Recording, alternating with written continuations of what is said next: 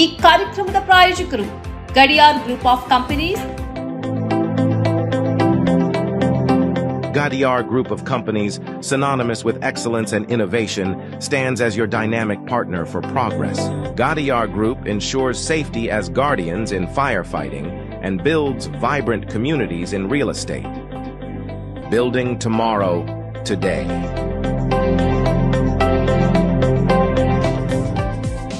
ನೀವು ನೋಡ್ತಾ ಇದ್ದೀರಾ ಸನ್ಮಾರ್ಗ ಸುದ್ದಿ ಸಂಚಯ.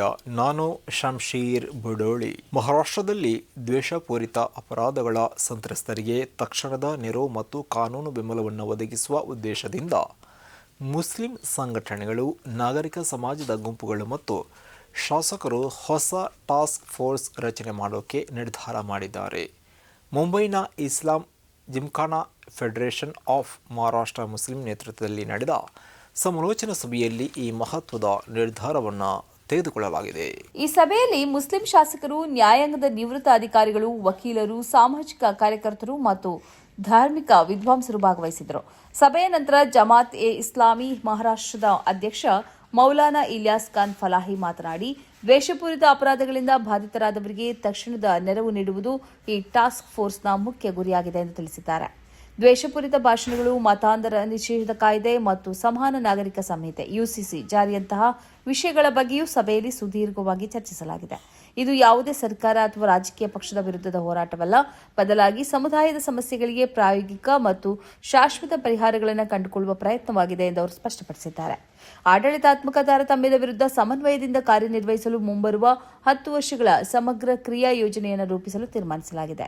ಸಯೋನಿ ಘೋಷ್ ಇವರು ತೃಣಮೂಲ ಕಾಂಗ್ರೆಸ್ ಅನ್ನ ತ್ಯಜಿಸಿ ಬಂಡಾಯ ಸಾರಿದ 20 ಮಂದಿ ಸಂಸದರ ಜೊತೆ ಸೇರಿಕೊಂಡಿರುವುದಕ್ಕೆ ಇವರ ಆಪ್ತ ಗೆಳತಿ ಮಹುವಾ ಮೊಹಿತ್ರಾ ತೀವ್ರ ಶಾಕಿಂಗ್ ವ್ಯಕ್ತಪಡಿಸಿದ್ದಾರೆ. ಅಸೆಂಬ್ಲಿ ಚುನಾವಣೆಯಲ್ಲಿ ಸಯೋನಿ ಘೋಷ್ ಇವರು ಸ್ಟಾರ್ ಪ್ರಚಾರಕರು ಆಗಿದ್ದರು. ಬಂಗಾಳದ ಪ್ರಮುಖ ನಟಿಯಾಗಿದ್ದ ಇವರು ಮಮತಾ ಬ್ಯಾನರ್ಜಿ ಇವರ ಬಳಿಕದ ಟಿಎಂಸಿ ನಾಯಕಿ ಎಂದು ಗುರುತಿಸಿಕೊಂಡಿದ್ದರು.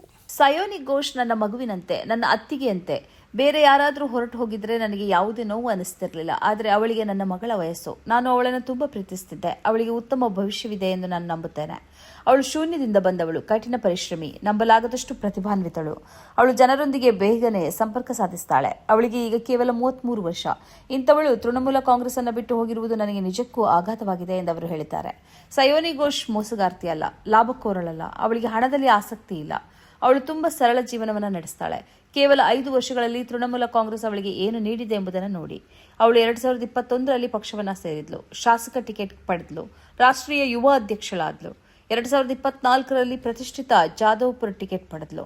ಇಂತಹ ಸಯೋನಿ ಘೋಷ್ ಅವರು ಈಗ ಹೀಗೆ ನಡ್ಕೊಂಡಿರುವುದಕ್ಕೆ ದುಃಖವಾಗುತ್ತದೆ. ನಾನು ಈಕೆಗೆ ಹೇಳುವುದೇನೆಂದರೆ, ಭಯವನ್ನ ಜಯಿಸಬೇಕು. ನೀವು ಭಯಪಡುತ್ತೀರಿ ಅನ್ನೋದು ಗೊತ್ತಿದೆ. ನಿನಗೆ ಉತ್ತಮ ಭವಿಷ್ಯ ಇದೆ ಎಂದು ಮಹುವಾ ಹೇಳಿದ್ದಾರೆ. ಒಮಾನ್ ಕರಾವಳಿಯಲ್ಲಿ ಅಮೆರಿಕ ನಡೆಸಿದ ಮಿಲಿಟರಿ ದಾಳಿಯಲ್ಲಿ ಮೃತಪಟ್ಟ ಭಾರತೀಯ ನಾವಿಕ ಆದಿತ್ಯ ಶರ್ಮಾ ಇವರ ತಂದೆ ರಾಜೇಶ್ ಶರ್ಮಾ ಇವರ ಹಳೆಯ ಸಾಮಾಜಿಕ ಜಾಲತಾಣ ಪೋಸ್ಟ್ಗಳು ಇದೀಗ ತೀವ್ರ ಚರ್ಚೆಗೆ ಮತ್ತು ವಿವಾದಕ್ಕೆ ಕಾರಣ ಆಗಿದೆ. ತಮ್ಮ ಮಗನ ಸಾವಿನ ನಂತರ ರಾಜೇಶ್ ಶರ್ಮಾ ಇವರು ಸಹಾಯ ಕೋರಿ ಸಾಮಾಜಿಕ ಜಾಲತಾಣದಲ್ಲಿ ಭಾವುಕ ರೀತಿಯಲ್ಲಿ ಮನವಿಗಳನ್ನು ಮಾಡಿದರು. ಆದರೆ ಇವರ ಈ ಪೋಸ್ಟ್ಗಳು ಗಮನ ಸೆಳೀತಾ ಇದ್ದಂತೆ ಇಂಟರ್ನೆಟ್ ಬಳಕೆದಾರರು ರಾಜೇಶ್ ಶರ್ಮಾ ಇವರು ಹಿಂದೆ ಮಾಡಿದ್ದ ಮುಸ್ಲಿಂ ವಿರೋಧಿ ಮತ್ತು ದ್ವೇಷಪೂರಿತ ಪೋಸ್ಟ್ಗಳನ್ನು ಪತ್ತೆ ಹಚ್ಚಿ ವೈರಲ್ ಮಾಡಿದ್ದಾರೆ. ವಿಶೇಷವಾಗಿ 2023ರ ಅಕ್ಟೋಬರ್ನಲ್ಲಿ ಗಾಜಾದ ಮೇಲೆ ಇಸ್ರೇಲ್ ಮಿಲಿಟರಿ ದಾಳಿ ನಡೆಸಿದ ಸಂದರ್ಭದಲ್ಲಿ ಗಾಜಾವನ್ನು ಸಂಪೂರ್ಣವಾಗಿ ಜನಾಂಗೀಯವಾಗಿ ಶುದ್ಧೀಕರಿಸಬೇಕು ಎಂದು ಅವರು ಪೋಸ್ಟ್ ಮಾಡಿದ್ದ ಸ್ಕ್ರೀನ್ ಶಾಟ್ಗಳು ಸಾಮಾಜಿಕ ಜಾಲತಾಣಗಳಲ್ಲಿ ಆಕ್ರೋಶಕ್ಕೆ ಕಾರಣವಾಗಿವೆ. ಅಲ್ಲದೆ ಮುಸ್ಲಿಂ ಸಮುದಾಯದ ವಿರುದ್ಧ ಅವಹೇಳನಕಾರಿ ಪದಗಳ ಬಳಕೆ ಮತ್ತು ಮಹಿಳೆಯರ ಉಡುಪಿನ ಕುರಿತಾದ ಅವರ ಹಳೆಯ ಅಭಿಪ್ರಾಯಗಳು ತೀವ್ರ ಟೀಕೆಗೆ ಗುರಿಯಾಗಿವೆ. ಓಮನ್ ಬಳಿಯ ಗಲ್ಫ್ನಲ್ಲಿ ಅಮೆರಿಕದ ನೌಕಾಪಡೆ ನಡೆಸಿದ ಕ್ಷಿಪಣಿ ದಾಳಿಯಲ್ಲಿ ಭಾರತೀಯ ಸಿಬ್ಬಂದಿ ಇದ್ದ ಎಂಟಿ ಸೆಟಬೆಲ್ಲೋ ಎಂಬ ತೈಲ ಟ್ಯಾಂಕರ್ ಹಾನಿಗೊಳಗಾಗಿದ್ದು, ಈ ಘಟನೆಯಲ್ಲಿ ಆದಿತ್ಯ ಶರ್ಮಾ ಸೇರಿದಂತೆ 3 ಭಾರತೀಯ ನಾವಿಕರು ಮೃತಪಟ್ಟಿದ್ದಾರೆ. ಫೆಬ್ರವರಿ 28ರಂದು ಆರಂಭವಾದ ಯುದ್ಧದಲ್ಲಿ ಇರಾನಿನ ವಾಯುಪಡೆ, ನೌಕಾಪಡೆ ಮತ್ತು ಕ್ಷಿಪಣಿ ಡಿಪೋಗಳು ಸಂಪೂರ್ಣ ನಾಶವಾಗಿದೆ ಎಂದು ತೋರಿಸುವಂತಹ ಒಂದು ಉಪಗ್ರಹ ಚಿತ್ರಗಳು ಬಿಡುಗಡೆಗೊಂಡಿದೆ. ಬಿಬಿಸಿ ವೆರಿಫೈ ಬಿಡುಗಡೆ ಮಾಡಿದ ಹೊಸ ವರದಿಯ ಪ್ರಕಾರ ಇದು ಯುದ್ಧ ಆರಂಭ ಆದಾಗಿನಿಂದ ಇರಾನಿನಲ್ಲಿ 13,000ಕ್ಕೂ ಹೆಚ್ಚು ಗುರಿಗಳ ಮೇಲೆ ದಾಳಿ ಮಾಡಲಾಗಿದೆ. ಕಳೆದ ತಿಂಗಳು ಅಮೆರಿಕದ ಅಧ್ಯಕ್ಷ ಡೊನಾಲ್ಡ್ ಟ್ರಂಪ್ ಇರಾನ್ ಅನ್ನು ಮಿಲಿಟರಿ ರೀತಿಯಲ್ಲಿ ಸೋಲಿಸಲಾಗಿದೆ ಮತ್ತು ಅದರ ವಾಯು ಮತ್ತು ನೌಕಾಪಡೆಗಳು 100ರಷ್ಟು ನಾಶವಾಗಿವೆ ಎಂದು ಹೇಳಿದ್ದರು.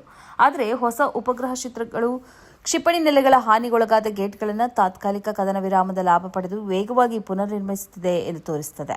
ಆದರೆ ತನ್ನ ವಾಯು ಮತ್ತು ನೌಕಾಪಡೆಗಳಿಗೆ ಭಾರೀ ನಷ್ಟಗಳ ಹೊರತಾಗಿಯೂ ಇರಾನ್ ಇನ್ನೂ ಅಮೆರಿಕ ಮತ್ತು ಅದರ ಮಿತ್ರ ರಾಷ್ಟ್ರಗಳ ಮೇಲೆ ಗಮನಾರ್ಹ ಹಾನಿಯನ್ನು ಉಂಟುಮಾಡುವ ಸಾಮರ್ಥ್ಯವನ್ನು ಹೊಂದಿದೆ ಎಂದು ಭದ್ರತಾ ತಜ್ಞರು ಹೇಳ್ತಾರೆ. ಮಧ್ಯಪ್ರಾಚ್ಯದಲ್ಲಿರುವ ಅಮೆರಿಕದ ನೆಲೆಗಳ ಮೇಲೆ ದಾಳಿ ಮಾಡಲು ಇರಾನ್ ಸಣ್ಣ ಮತ್ತು ಅಗ್ಗದ ಡ್ರೋನ್ಗಳನ್ನು ಬಳಸುತ್ತದೆ. ಕುವೈತ್ ಅಂತಾರಾಷ್ಟ್ರೀಯ ವಿಮಾನ ನಿಲ್ದಾಣವನ್ನು ಗುರಿಯಾಗಿಸಿಕೊಂಡು ಪದೇ ಪದೇ ನಡೀತಾ ಇರುವ ದಾಳಿಗಳ ವಿರುದ್ಧ ಕುವೈತ್ ಸಿವಿಲ್ ಏವಿಯೇಷನ್ ಪ್ರಾಧಿಕಾರ ತೀವ್ರ ಆಕ್ರೋಶವನ್ನು ವ್ಯಕ್ತಪಡಿಸಿದೆ. ಈ ಹಿನ್ನೆಲೆಯಲ್ಲಿ ಕುವೈತ್ ನಾಗರಿಕ ವಿಮಾನಯಾನ ಪ್ರಾಧಿಕಾರ ಅಂತಾರಾಷ್ಟ್ರೀಯ ನಾಗರಿಕ ವಿಮಾನಯಾನ ಸಂಸ್ಥೆಗೆ 3ನೇ ಬಾರಿಗೆ ಪ್ರತಿಭಟನಾ ಪತ್ರವನ್ನು ರವಾನೆ ಮಾಡಿದೆ. ವಿಮಾನ ನಿಲ್ದಾಣದ ಮೂಲಸೌಕರ್ಯಗಳನ್ನು ಪದೇ ಪದೇ ಗುರಿಯಾಗಿಸುತ್ತಿರುವುದು ಅಂತಾರಾಷ್ಟ್ರೀಯ ಸಿವಿಲ್ ಏವಿಯೇಷನ್ ಒಪ್ಪಂದಗಳು ಮತ್ತು ಕಾನೂನುಗಳ ಉಲ್ಲಂಘನೆಯಾಗಿದೆ ಎಂದು ಕುವೈಟ್ ಕಿಡಿಕಾರಿದೆ. ವಿಮಾನ ನಿಲ್ದಾಣದ ರೇಡರ್ ವ್ಯವಸ್ಥೆ ಮತ್ತು ಏರ್ ಟ್ರಾಫಿಕ್ ನಿರ್ವಹಣಾ ಸಾಧನಗಳನ್ನು ಗುರಿಯಾಗಿಸಿ ನಡೆದ ಈ ದಾಳಿಯಿಂದ ಉಪಕರಣಗಳಿಗೆ ಹಾನಿಯಾಗಿದೆ.